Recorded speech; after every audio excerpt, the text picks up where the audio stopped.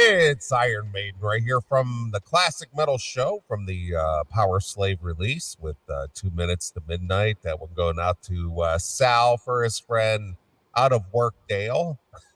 Still out of work, Dale.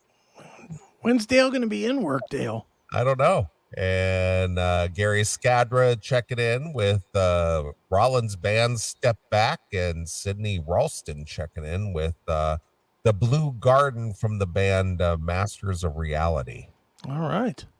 So some requests, some different requests coming in there.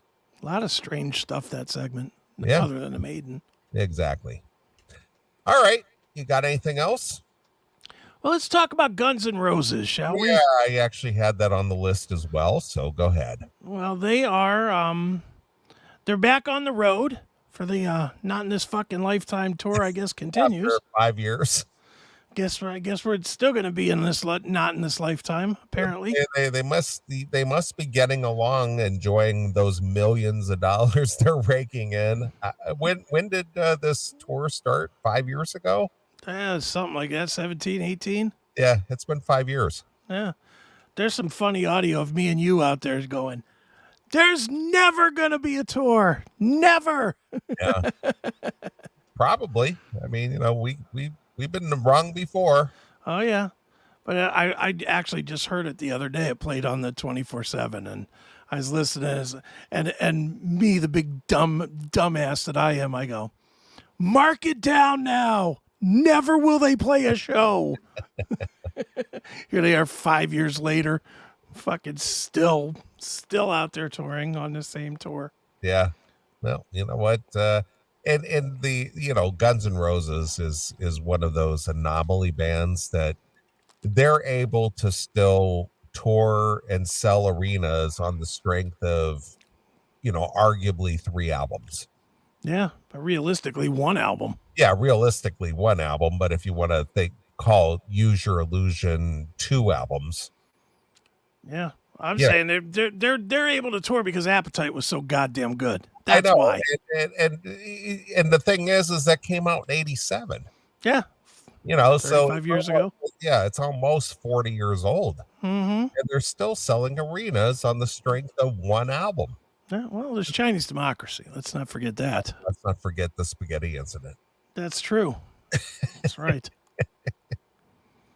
I mean, but seriously, obviously, they capitalized on the MTV, because they had a lot of pretty lush videos with MTV, November Rain and Estranged, and obviously the Sweet Child of Mine and all the Welcome to the Jungle and stuff like that. But regardless of that, they were an MTV band. They got in on MTV right at the height of it and rode it out to the decline of it as far as music videos are concerned. Sure. So they got in at a really good time, and people still, and not that they didn't have any bona fide hits on commercial radio, but they too were an MTV band. Yeah, they definitely were. All right, I want to put something to bed real quick before we get further in this. We have nothing to talk about with stupid Jennifer. Who, Jennifer who? Paint Chip Jennifer. We haven't heard anything about her in 10 years. Yeah, let's be clear on this with all subjects, because people do this in the fucking chat room every week, and it drives me crazy. All right. If Doghouse wants to call in, he will. If Jennifer puts out a thing, we'll check it out. If Natalie puts out a thing, we'll go and check out Natalie's world. Right. We don't control any of this stuff. Yeah, if it's out there, we'll check it out. But I don't think any of those people have done anything and recently. No. Not and that we're aware of. And Doghouse, we never were like, okay, man, let's get together on Wednesday and plan out what you're gonna do. He called in on his own volition. On his own, we answered the call blind and we rolled with it. Right. We never planned Doghouse, ever. Nope. He did what he did when he decided to do it. We had no idea if and when he would ever call in. There was nothing pre-planned ever. No, in the history of the show, I think there's 2 pre-planned segments ever.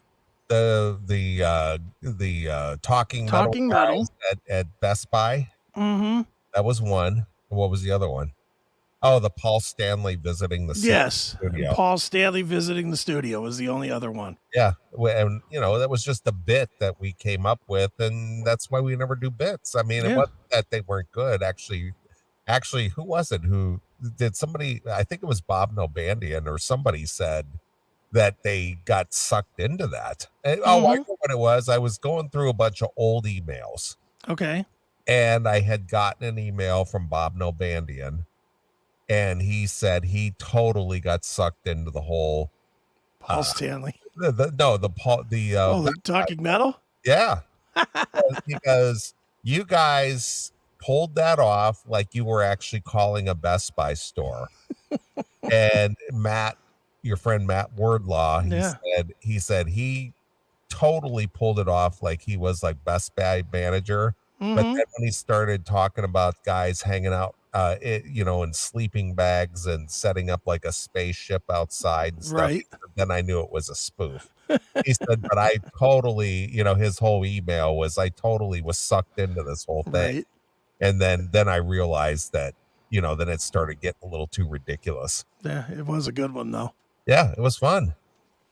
But that's it. We don't plan this stuff. When Bob Leather calls, it's on his own volition. We don't get with Bob Leather and say, "All right, man, are you going to call this week? Are you going to call? What are you going to say? What are you going to talk about? What's the temperature in Florida?" We don't plan this stuff. It just happens. The real Jeff Tate just happened. We had nothing to do with it. We rolled with it. We took it to wherever it went to, but we didn't plan it. People need to stop with this. You guys need to get them back on. We never get anybody on. We just they just called on their own. It's the same as Wes with the cruise. Yeah, or Cerberus. Remember Cerberus? Cerberus used to just call all the time. Yeah, he used to leave his messages, which was hysterical. Yeah. Yeah, I mean, we've had a lot of different things that have come through the show, but none of them were planned. Yeah. Even the biggest bits that we've ever had happen were all just on the cuff. The pontiffs come. That was just because your friend Scott Clark. Yeah. You got to get this guy on. He's so funny. He's so funny. Yeah, we got him on all right. Then he got on and he got speechless. He just like totally. Yeah, I floored him. I absolutely. But all of that stuff, the Rev, the attacks on the Rev, all that stuff, that was all real. Kay and Abby, that was all just stuff that we just sort of found ways to make into something, I guess. It just was what it was. None of it was ever planned. Hell, me and Neeley don't talk during the week about what we're going to talk about. No, it's like, tonight is a good example. The whole Gary Sharon fronting Van Halen. I had no idea what that video was going to do, but it just panned gold. I even said at the beginning of it, we're playing Russian roulette with this. It's like, I had no idea that was out there. I've never seen that before, but holy shit, that was great. Yeah, Lou from the Lou. We have no contact with Lou except when he calls in. I've never spoken to Lou outside of the calling into the show. Yeah. No emails, no calls, no nothing. We don't. That's not how we do our show. It's all spontaneous. This thing is always, which is why sometimes it just fucking stinks. I'll admit it. There are definitely times that I listen back and I'm like, wow, I can certainly tell we had nothing here. Yeah, it didn't go anywhere. Yep. That's when, and I'll even tell you guys how to know so that you can start fucking crabbing about this too. When I start going, yep, that means we got nothing. Yeah. It means there's nothing triggering any jokes or any conversation. And Neeley does it too, but you don't do it as much as I do because my brain drips. Yeah, I try to make something out of it. Well, just like tonight, I told Sharon. the Sharon. It's just like, no, keep on this. I think there's something. Might be something here. Yeah, and there was. And there definitely was. We just had to get there. That's why. Look, and if we're pulling the curtain back, we can pull it all the way back. If Chris had his way, there would never be another phone call again. But Neeley is smart enough to not only know that the calls are good, but know even when a call is flaming to just hang in a little bit longer, because a lot of times then something comes out of it. Yeah, it'll just go off the rails all of a sudden. Where you would lose all of that with me, because I would yank that phone dialer out of his fucking computer and throw it in the garbage. I hate calls. Yeah, it was brought up to me today. I won't discuss who or anything, but it was brought up to me today that one of the funniest segments that this listener said was when I can't remember the guy's name. I think his name was Jeremy or something. He called from Broken Arrow, Oklahoma. He was talking about the toothless chicks he was dating. Oh, yeah. He said, I never heard you laugh so hard in your life. When he's talking about pissing in their car or something? Yeah, that guy. Yeah. He's talking about being toothless and everything. Mm-hmm. But that was just off the cuff. It was just like I knew a little bit about Broken Arrow, Oklahoma. Yeah. I'd been there. I've seen the people that live there. I know the area a little bit. Sure. And I just was asking questions just on an educated guess. Mm-hmm. And the guy just picked up on it and rolled with it. Yeah. And made some funny shit out of it. Mm-hmm. But that's the show we do. Completely off the cuff, completely random. And I'll be honest, even my other shows, I don't do them that way. Me and Eric, we talk during the week at least a little bit about at least who the guests are going to be or whatever. And Seth sends me stories all the time. He's constantly sending me stories. Hey, we're going to talk about this. We're going to talk about that. I'm like, all right. But this show is it's going to stay that way too because it works. It just works. It's free flow. It's just whatever crazy. Yeah, whatever crazy bullshit comes up is what comes up. Yeah, there's no plan. No. If we were getting paid, maybe there'd be a plan. Yeah, where's those millions of dollars? Yeah, those millions of O&A dollars. Chris just said that that he says means the segment sucks. What? Chris just said that the thing that he says means the segment sucks. I don't know what that means. I think he probably when I said that when I'm just like, oh, yeah-ing stuff. Well, to me, they do suck. Yeah. That doesn't mean to you they sucked, but to me, they do. It's like you just don't think that it's going anywhere. And it's, and I zone out sometimes. I do. It's time to bail.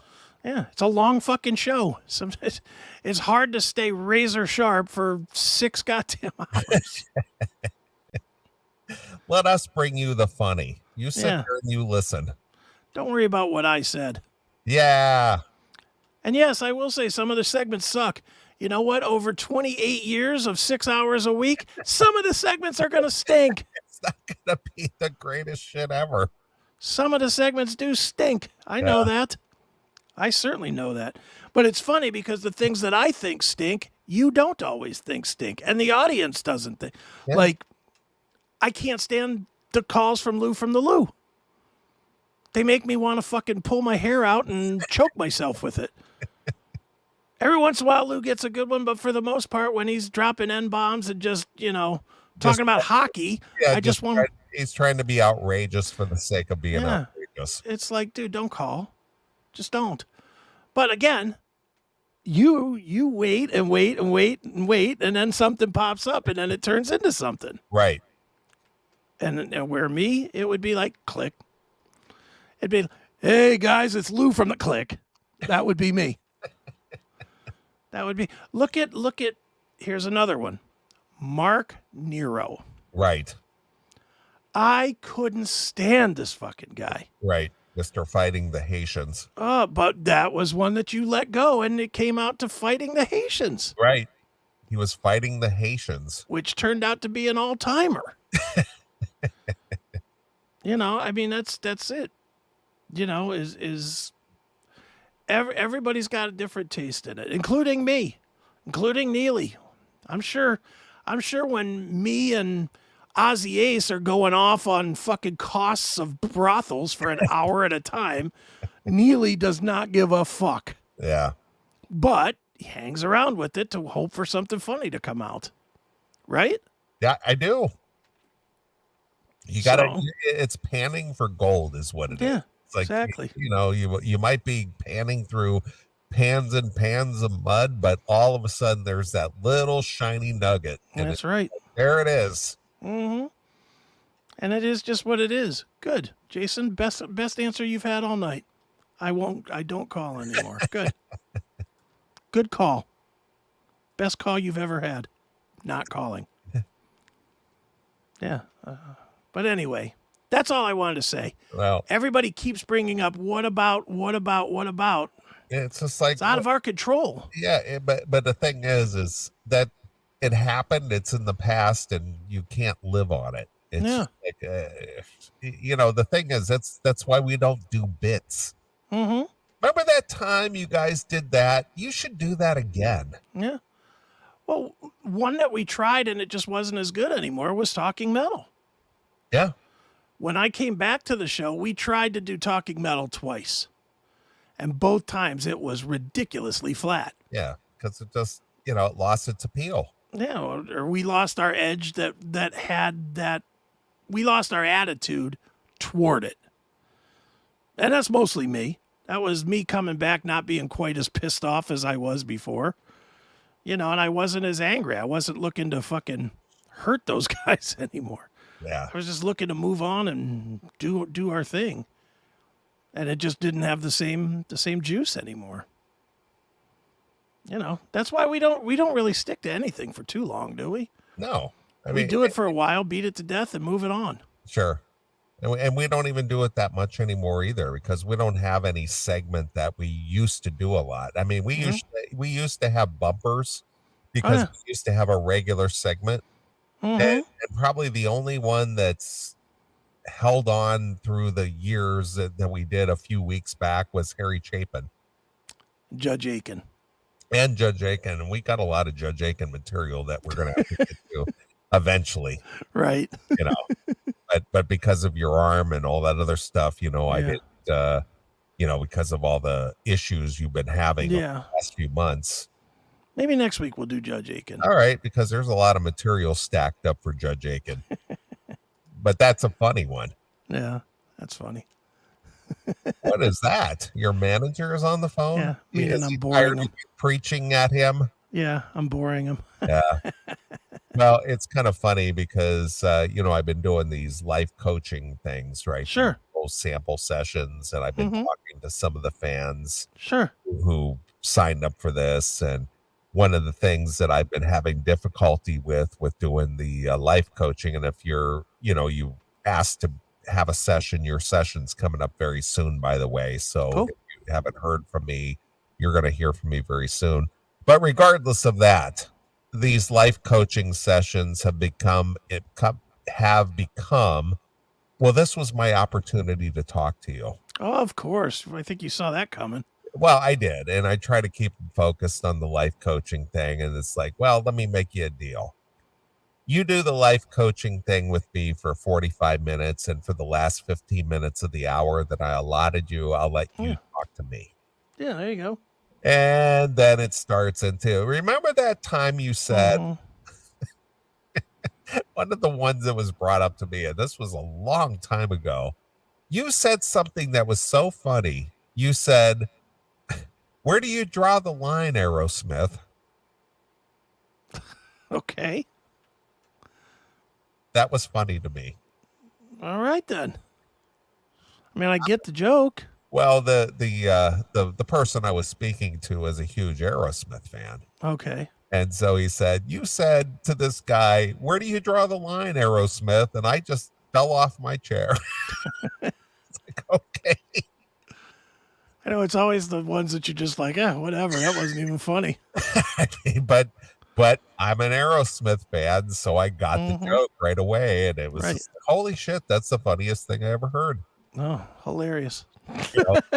But Hey, again, good. Hey, whatever works, right? it's just an off the cuff thing. You remember that time? This was, you know what it reminds me of?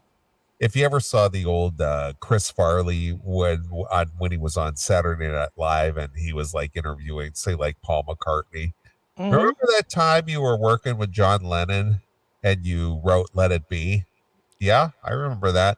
Yeah. That was so cool. Yeah, exactly. A fucking Randy Trask question. It's like, okay. Remember that time that you did this and that? Oh, yeah, I kind of remember that.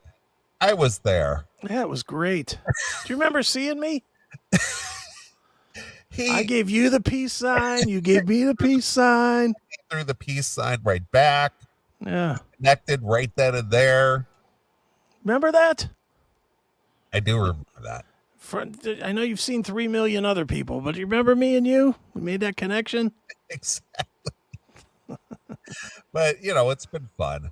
It's of course. It's been fun, but still, it's just the I just look for the time I could talk to you. It's like, well, why don't we focus on you? This isn't about me, okay? Yeah. Let's focus on you. What do you want to talk about? Yeah, well, I want to talk about you. Nothing to talk about. Nothing to talk about. Right. Yeah. Too funny. But getting back to your whole thing with Guns N' Roses. Yes. GNR kicked off their 2023 tour earlier today, June 1st, in Abu Dhabi in the United Arab Emirates at the something arena, the largest indoor multi-purpose venue in the UAE with a seating capacity of over 20,000. I'm not going to read all this, but I'm just going to say, for the first time, I think, since they started touring back again, Yes. they finally mixed up the set. Wow. With quite a few songs that they have not played in a really long time. I mean, if you are a GNR fan and you haven't either been to the show or haven't seen some of the live shit on YouTube, you've seen the show. Yeah. So it's about time that they mix it up just a little bit, don't you think? I agree. I will say they are giving people their money's worth, no matter what this ticket costs. Because comparatively, what'd you pay for Wasp? $95. And you got what, 9 songs? Yeah. I have no idea what these GNR tickets cost. Probably a couple $100, I'm assuming. Big room like this. Right. 31 songs. Wow. That's a lot of songs. That's a lot of songs. And it doesn't look like any of these songs are like, what do you call them? Bumpers or noise that has a name, basically. These are all songs. Well, let's figure each song is an average of 4 minutes. Yeah. So we got 4 times 31.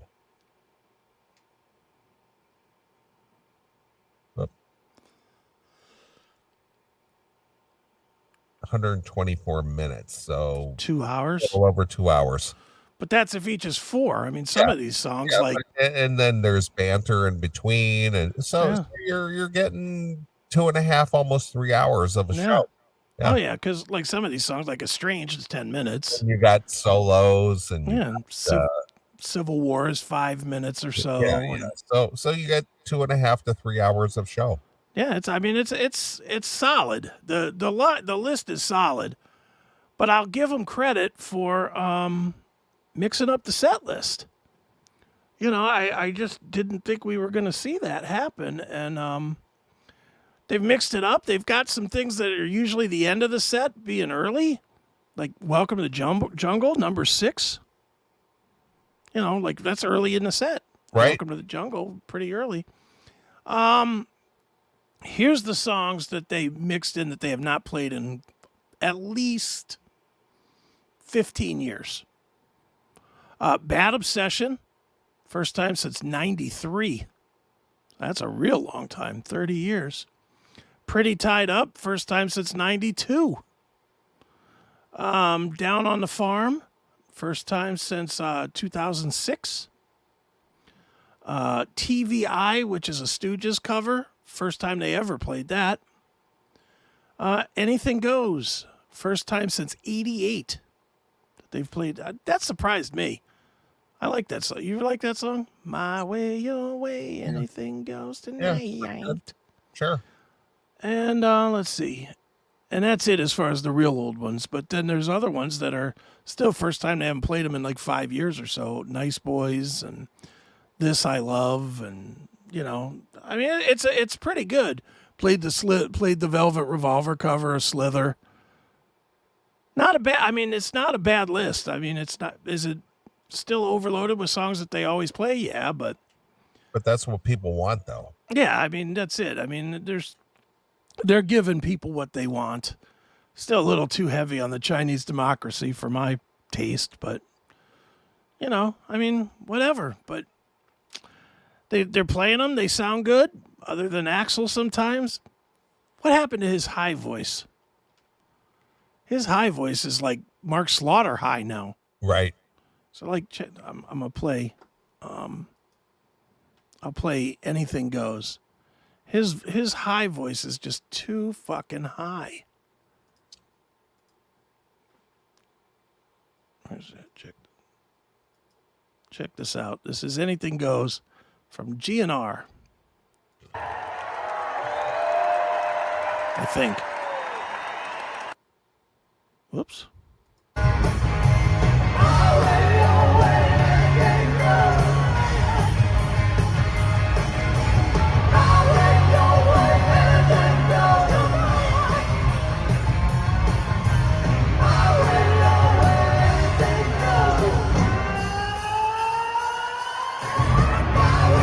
Is it me or has he lost the grit to his voice? Well, I'm not. Very clean. Yeah, he's clean. I'm not sure if he's doing something different or taking kind of like is it prednisone or for the throat? Yeah, because Jack Russell he kind of OD'd on that, which is what caused him a lot of his health problems. Really? Yeah. Prednisone? Yeah, he just did way too much of it. Yeah, that's what I was taking for my shoulder. Yeah. And then I don't know. I mean, the one thing that surprises me after all this time is that Axl hasn't been able to slim down enough. Why would he? Well, again, I don't know. It's just from a performer standpoint. I'm just surprised he hasn't. I mean, he looks a lot better than he has from the beginning of this Never in This Lifetime tour. Sure. But I'm surprised he hasn't, with all the money and resources and assets and everything that he has, I'm surprised he hasn't just really I mean, look at Duff. That guy looks just as lean and mean as he has ever since he was in his 20s. But he never gained any weight. And Slash is thicker too. Yeah, he's a little thicker, but he doesn't have the pudge, No. I think Axl doesn't care. He doesn't care if he's fat. He's married now. He's married. I think he is, or he's like long-term dating or something. All right. I think one way or the other, he doesn't need to look good. Look, he makes $1 million a night. I agree, but I guess from personal pride, if it was me, I would just go, I need to tighten that thing up and just look my best. You're making that kind of money a night, the last thing you're going to do is suffer for your craft. That's why there's no music. There's been one fucking album in 35 years. True. Because he ain't suffering for his craft. He's a fucking zillionaire. He doesn't have the drive to suffer for his craft. He's happy. He's happy in pizza. He likes it. All right, a little more of Anything Goes.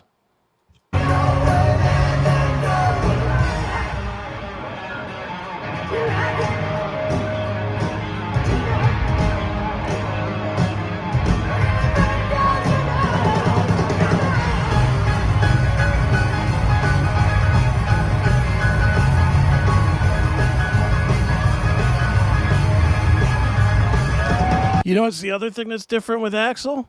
What's that? He doesn't run anymore. Yeah. And he's not wearing that big ridiculous hat anymore either. No.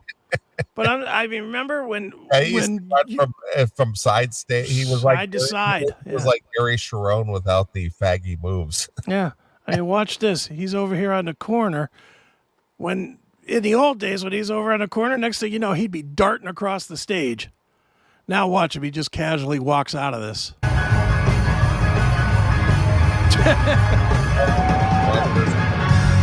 He just kind of takes a few steps. Let's walk over there.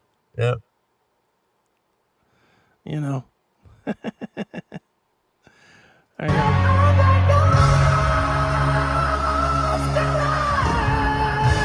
He sounds good.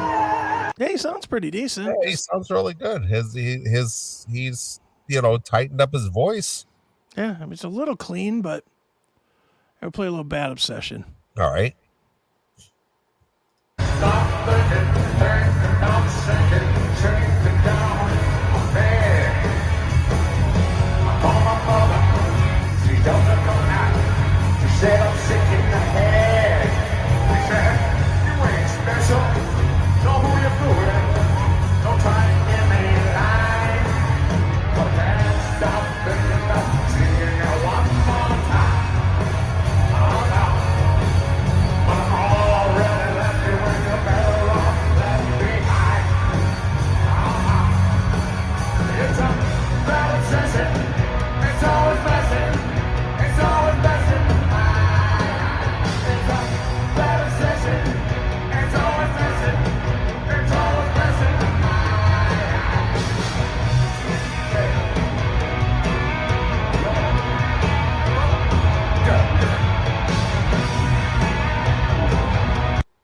So there you go.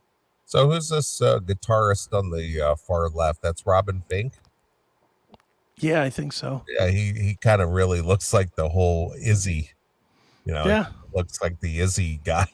He's the new Izzy. Yeah, he is. I mean, he really does look like him. Yeah. He sounds okay here too. I mean, yeah, he sounds, his voice seems to be better than it did early in the GNR reunion shows. Mm-hmm. It's hard to tell here, but are they starting to get that mellow thing going now? Yeah, they're kind of relaxed. They don't quite have the edgy. Yeah, they're not. There's no oomph to this anymore. There's no frantic. Yeah, it's definitely Rolling Stones era now. You can't always get what you want. Yeah, that's a good comparison. Yeah, it's definitely a lot mellower than.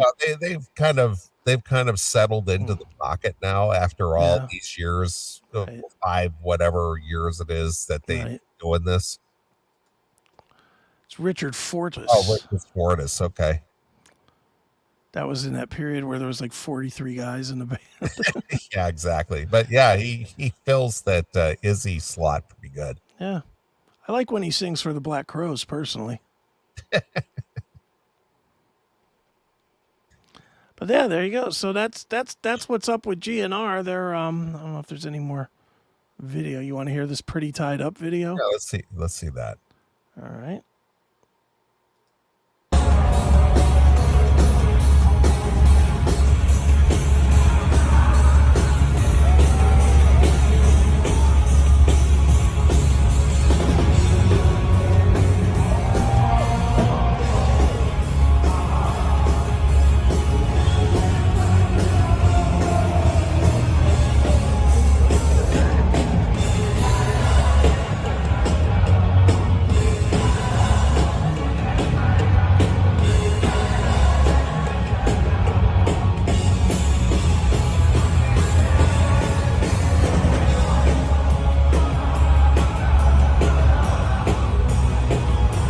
I can't tell from watching this, but, because obviously the amplification is different and whatnot, but I will say the Slash shows were a lot more raw.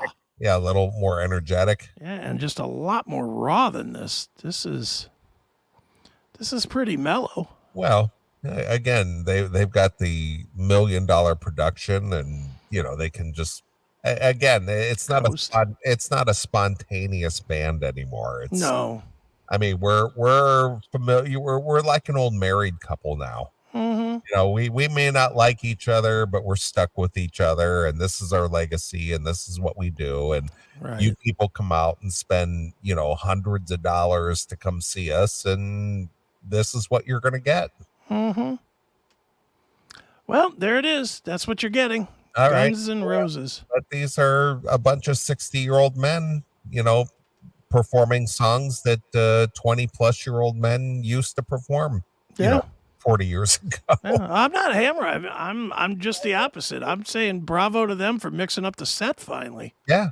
But they're GNR and they've got a 35-year legacy. You hate to say that because GNR, you know, when you think back when they came out and we were all familiar with Sweet Child Mine and Welcome to the Jungle and all that other stuff. Sure. You know, for a guy like me, I sit there and go, wow, that just seems like yesterday.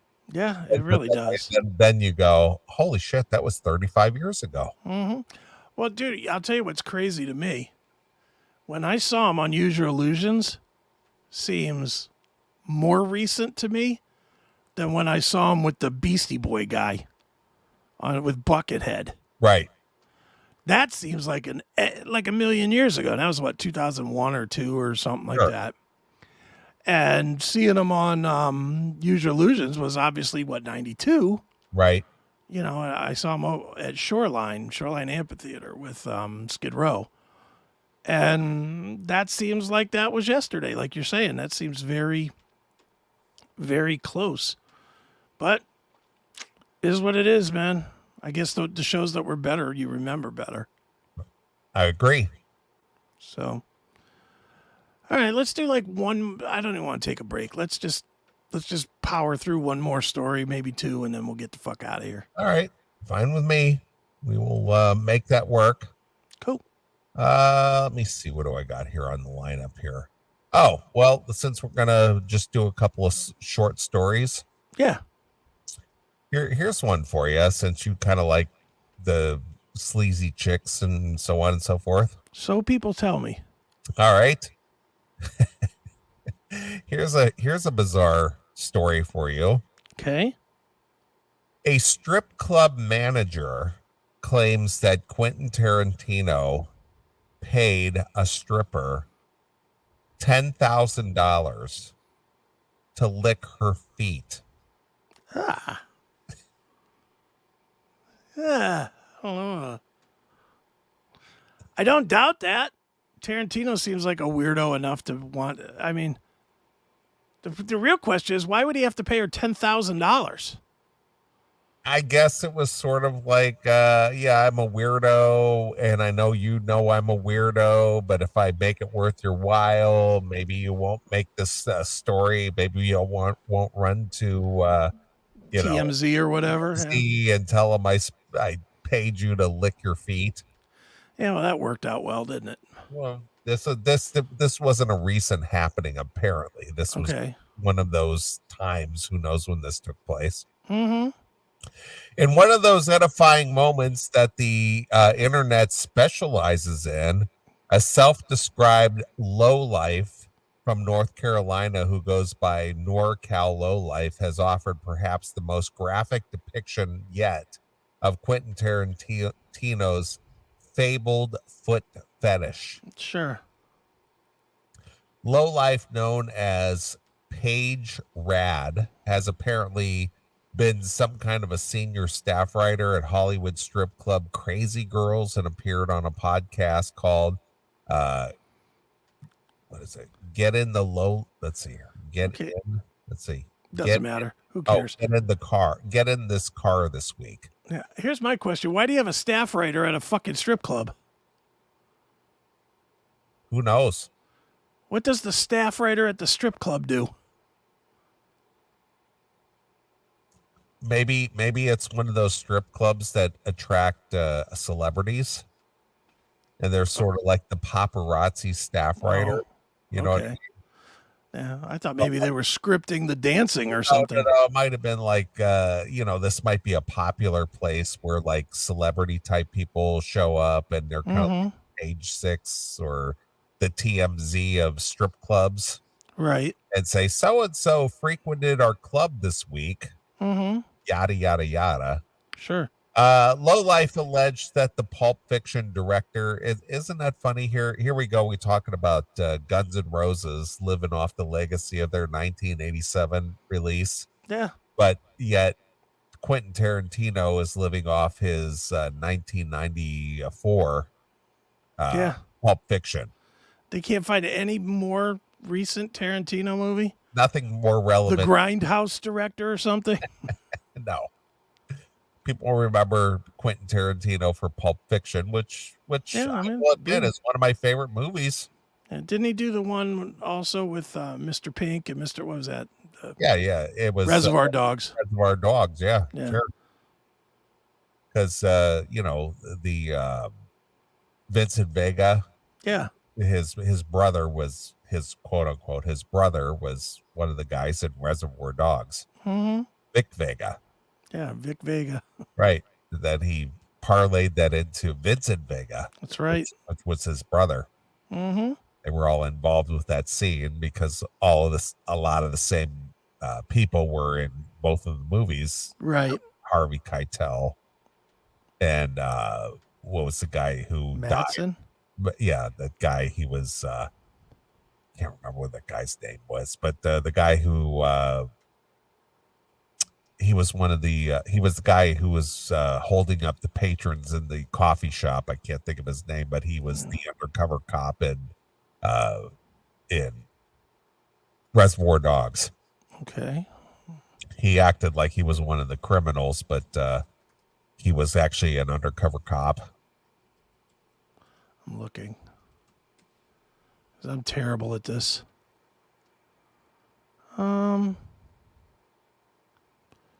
Tim Roth? Yeah, Tim Roth. Okay. Mr. You're not going to die. You're not going to die. Right. Yeah, he got shot up. But anyway, Lowlife alleged that Pulp Fiction director visited the club. He didn't reveal when and requested a VIP room and the company of the dancer with the biggest tits and the biggest ass in the place. Jeez, nice.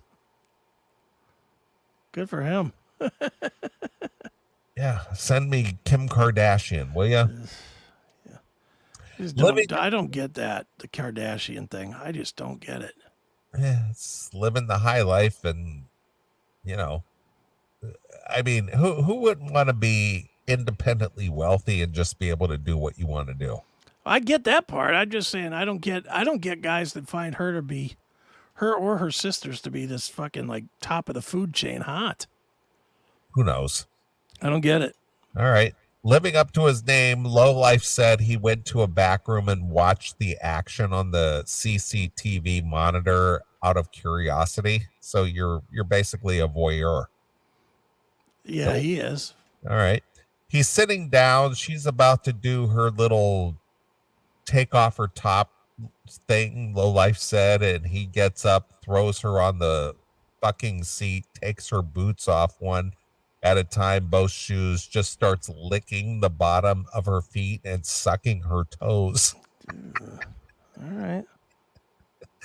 Lowlife said that the Oscar-winning auteur went on to market, so to speak, for about 30 minutes, and by the time he was done, her feet looked like, when you take a bubble bath like prunes. So he sucked and licked her feet until they were shriveled. Ew.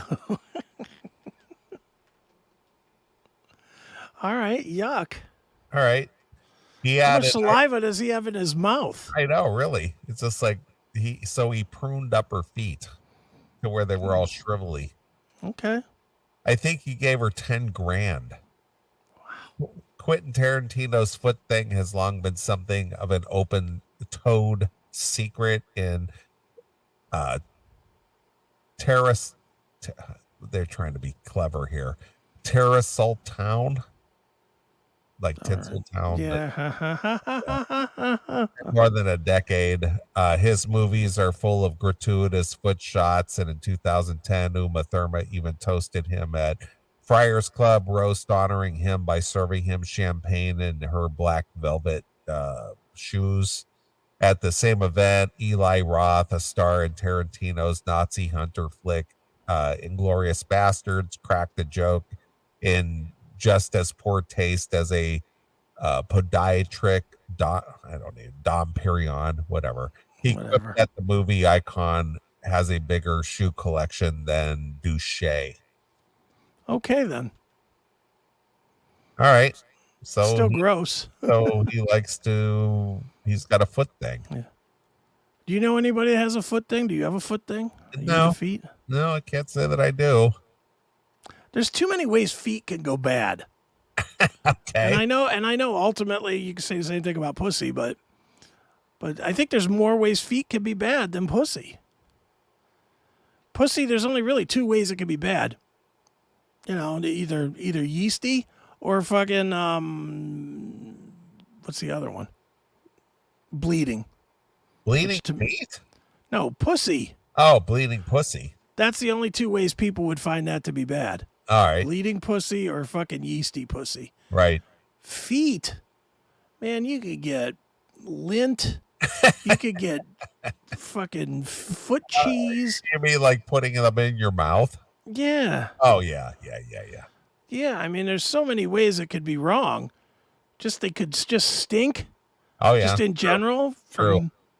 You know, because you were wearing tennis shoes or something all day long, and then you fucking go to lick some girl's foot and just comes off like a fucking odor eater. Sure.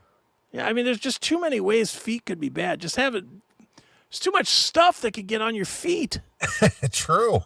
I mean, you could have stepped in shit and not fucking cleaned it up enough. Yeah. You could have fucking stepped in a puddle of piss. You could have stepped in whatever, you know, dead worms in your yard if you're walking through your grass. There's just too many ways feet can go bad. Right, I agree. Where pussy, there's just the two? Is there more than the two? Not that I'm aware. Either you got blood or smell. Yeah, blood or smell, and that's it. Right. And yeast, 3. Well, the yeast infection. Yeast is what makes it smell, though. Yeah, true. There would be the smell if there's an infection. Right. So yeah, two All ways. Right. Fair enough. Yeah. All right, one more story and we'll get out of here. All right, cool. A grown man had to be rushed to the emergency surgery after he got a can stuck in his ass. All right. Do I even ask if it's a soup can or a fucking oil can? It's a deodorant can. Deodorant can. Right. Spray deodorant? Yes. Like I don't know. I don't use spray deodorant. So he had a spray deodorant can wedged so far up his ass. He had to have surgery to get it out. I mean, that thing's got to be that long. Well, probably, I would imagine. Well, he fell and slipped in the Sure he did. And he fell on it. Sure he did.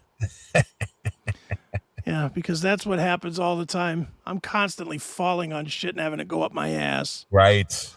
Good Lord. All right, go ahead. No, this is not sophomoric potty humor. An unidentified 30-year-old male required medical assistance 2 hours after inserting a deodorant canister into his ass, according to a cringy case study published by the Visual Journal of Emergency Surgery.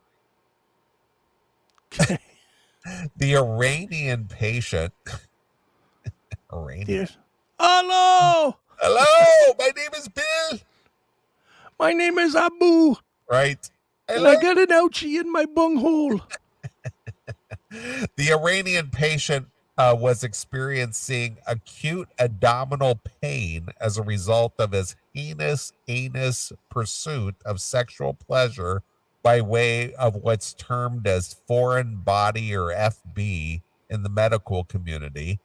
His attending physicians at the Tehran University of Medical Sciences Emergency Department reported. I'm surprised this guy didn't get dragged out and just shot in the street. What are you doing, you faggot? Please take it out of my ass. I've got to go sing for Van Halen. Jesus Christ. Amen. Son of a bitch. What the hell are you faggots doing? Yeah, no kidding. Wow. Co-study authors, Dr. blah, blah, blah, blah, blah, blah. I couldn't even pronounce these names if my life depended on it. Wrote that although this is an uncommon presentation in any ER, it is most commonly self-inserted rectally in male youths with erotic attitudes. Ugh. Just that sentence is horrible. It's generally inserted by male youths with erotic attitudes. Right. Just yuck. Yeah. I can't get no satisfaction. Yeah. Unless I stick a can up my ass. Use the aerosol part to lube it up a little bit. Good God. There were initially no associated symptoms such as nausea, vomiting, rectal bleeding, or abdominal bowel movements. The co-authors noted the patient's vital signs also were normal, and he had no past medical or drug history other than uncomplicated previous rectal foreign body insertion. However, the Iranian man was reportedly in too much pain for a standard rectal investigation. So the surgeon was forced to use a X-ray to find it had traveled into his digestive tract. So it started just going up and up and up. Up into his digestive tract? Yeah, because it sort of, I guess it must have been started spasming and started like sucking it up into his, into his intestines? Yes, exactly. Jesus Christ. Talk about an Old Spice. Jesus. The surgeons made an incision on his stomach and removed the irritant, the antiperspirant. The patient spent one day under observation and met with the psychiatrist before being discharged from the hospital. The clinics in Cologne and rectal surgery or colon and rectal surgery journal reported that rectal foreign bodies have a storied history as part of aneorectal trauma. Was the deodorant arid extra deep? It was extra deep, yes. The first documented report on the management of retained rectal foreign bodies dates back to the 16th century, while the first case reports of the modern era were published in 1919. In the New Medical Journal study, the trio of ER doctors wrote that the most common foreign bodies are sexual devices, followed by glass bottles, foods, and vegetables, notably cucumbers and wooden objects. Wooden objects? That just, wood and glass just sound like the two. How many ways can that go wrong? Yeah, plenty. Can you imagine? I'm sure you can't, because I can't either. Now I'm about to say it, and I can't even imagine it. You imagine ramming some fucking piece of wood up your ass and pulling it back out and getting like splinters in your fucking inner asshole? I guess. I mean, How would you get them out? Let's ram it down, baby. Get all infected and shit inside because you got a splinter in your inner asshole. I got a splinter in my ass. Ugh. One especially bizarre case earlier this month, a man in the Czech Republic died with a ping pong up his ass.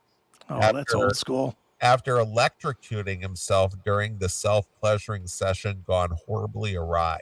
We know of that guy.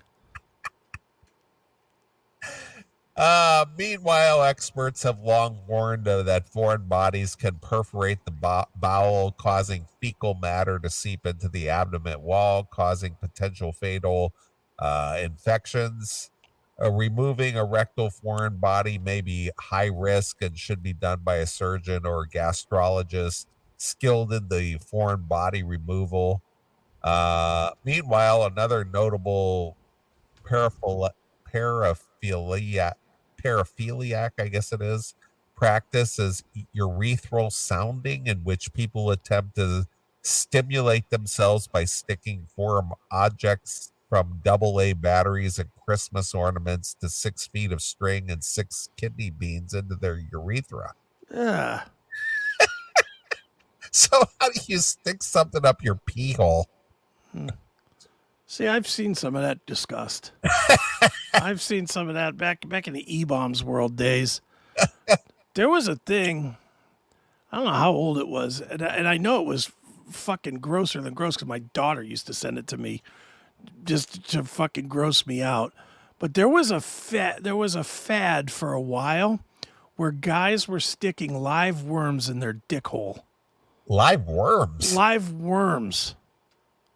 Okay. My daughter, she's like 18 years old at the time. She sent me these pictures of guys' dicks with wormholes, with worms coming out of their dicks.